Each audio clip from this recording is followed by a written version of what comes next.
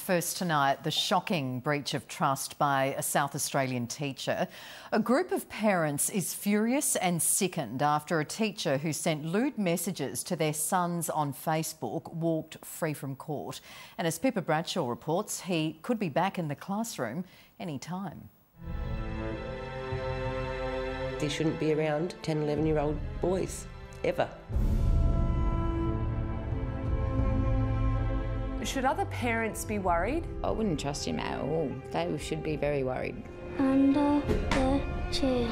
He was a trusted teacher, mentor and footy coach. I hadn't met him before. I asked a lot of people in the district what he was like. I heard he was into guitar lessons and stuff like that, and everyone praised him. He was really good at it. But what he did has left a small town shattered and 3 young boys traumatised.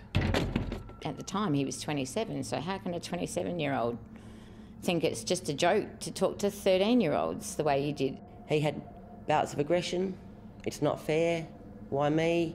It started 5 years ago in a rural country town in South Australia, which for legal reasons we can't identify, where this teacher was in charge of the junior footy. He was the coach and he'd communicate with most of the boys via Facebook as to trainings and different things. No one in town had any suspicions that for more than a year he had been up to something more sinister. I felt I could trust him. It wasn't until this mum, whom we'll call Jane Smith, came across some Facebook messages on her son's computer, which caused things to unravel. And I was pretty horrified with the stuff that was on it. What she found were months of conversations which included the 27-year-old teacher suggesting he go skinny dipping with Jane's son, who was just 10 years old. That he always wanted to take him to play golf or down the beach. There was one beach message that was horrifying, that he wanted him to take his clothes off in the water. Jane quickly raised the alarm. It then became clear the inappropriate messages weren't to just one child. At the start I thought maybe he singled my son out for whatever reason, but then word soon got around that it wasn't just my son, there was quite a few. A second mother, Jennifer Jones, then found similar communications on her 12-year-old son's phone, in one case suggesting oral sex. I was just blown away. I just couldn't believe it. I felt sick. I couldn't tell my husband at first. I needed to know the facts before I could even tell him. The parents immediately called police, who swiftly arrived at the school and began interviewing students. They were very, very good. I don't think we could have asked any more of how they handled it. But just days later, Jane received a message from the teacher himself. He texted me and said, I know you've heard some nasty things about me, but it's not true. My phone's been hacked. I've always tried to be there for the boys. I'd appreciate it if you didn't report it. That to me rang alarm bells once again, because I thought, report what? What does not he want me to report? The next week, the teacher was arrested in Adelaide. He basically, I think, had thought he'd got away with it until he was arrested at his house. He was charged with aggravated communicating with the intention of making a child amenable to sexual activity. 5 charges relating to messages he sent to 3 students. We just sort of heard that a lot of people were in denial, they didn't believe it and that sort of stuff, and that was really hard. Late last year, the case went to trial in Adelaide. Through the trial and things, a lot of the kids needed that counselling to get through. Over 4 days of evidence, the court heard of countless sexually charged messages. The accused teacher even admitted to sending them. His legal team argued it was all a joke and a way to introduce the boys to manhood.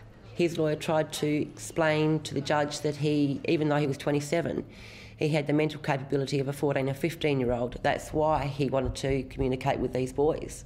The judge didn't buy that for 1 second. But on the final day came the shock result. And at the end of the day, he got off, and yeah, we were just gutted. Yeah, really gutted. Justice David Smith found him not guilty on all 5 counts. How did you feel when the not guilty verdict came back? Mixed emotions. I have a lot of anger, a lot of hate. Hate more for what he's done to my son, and it hasn't just been my son, it's been the whole family. A complicated charge and has a lot of elements to the offence that a jury or judge would have to be satisfied beyond reasonable doubt. Criminal law specialist Rachael Shaw says because of the charge, the judge had to be satisfied the teacher tried to act on his sexual invitations. In that decision, on that case, none of the suggested messages or propositions ever actually were carried out. But the judge didn't let him go without criticising his conduct, describing the messages as outrageous and inappropriate in the extreme, and that he had been acting with the intention of satisfying his own desire. Yet because the teacher wasn't charged with a lesser offence, the judge had no option but to let him off scot-free. He's actually just got off and he can just carry on his life as normal. And possibly free to continue his deviant behaviour. Does it concern you that he could still be out there teaching? There could be someone getting hurt eventually, do you know what I mean? So, yeah. I am scared for other kids. The DPP decided not to appeal the decision and said, on the evidence available, there was no appropriate charge other than those faced by the accused in this trial. However, there is a federal offence, using a carriage service to transmit indecent communication to a person under 16, with a maximum penalty of 7 years. It is possible for the DPP to refer this to their Commonwealth colleagues. In my view, there are sufficient laws in our justice system that could capture various forms of child grooming. Now the parents involved want the teacher charged again, or a change in law to make behaviour like this punishable. It will not change what happened to my son, but if we can stop this happening to one other kid and one other family, what we've been through, I think it'd be worth the fight.